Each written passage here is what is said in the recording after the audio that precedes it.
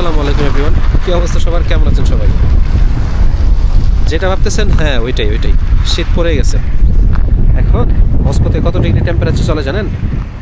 Sorry, যদিও আমি মস্কোতে না, মস্কো অব্লাস্ট, মস্কোর বাইরে আছি। এখানে টেম্পারেচার চলতেছে -3। আর এই -3তে আমার অবস্থা ভয়াবহ কঠিন অবস্থা। কারণ এখানে হ্যান্ড গ্লাভস ছাড়া চলাটা খুবই কষ্টসাধ্য হয়ে যাচ্ছে। আর রাস্তাঘাটের অবস্থা যদি বলি, এই দেখেন এরকম পিচ্ছিল, আমার আস্তে আস্তে হাঁটতে হচ্ছে।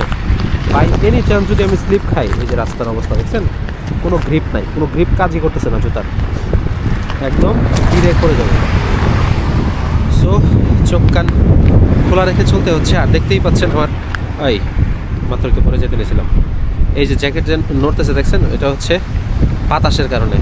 এত পরিমাণ বাতাস, এই বাতাসের মধ্যে মানে হাঁটাটা এটা কঠিন একটা কষ্টসাধ্য বিষয়। সো এই জন্য এই যে সবসময় হাতে গ্লাভস পরে থাকতে হয়, তা না হলে তো এখানে সার্ভাইভ করাটাই কঠিন হয়ে যাবে। নতুন বছরের নতুন বরফের এক্সপিরিয়েন্স নিচ্ছি।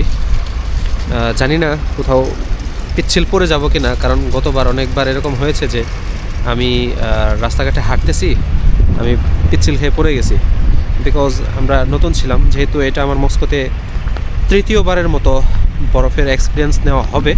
সো ট্রাই করব সাবধানতা অবলম্বন করার। তারপরেও সাবধানতার মায়ের নাই, বিকজ যেখানে দাঁড়িয়ে আছে এইখানে অনেক পিচ্ছিল হয়ে যাচ্ছে, দাঁড়াতে পারছি না। আর অনেক বাতাস এখানে, যার কারণে ক্যামেরা ধরে রাখতেও একটু কষ্ট হচ্ছে। সো দেখা হবে পরবর্তী কোনো একটা ভিডিওতে।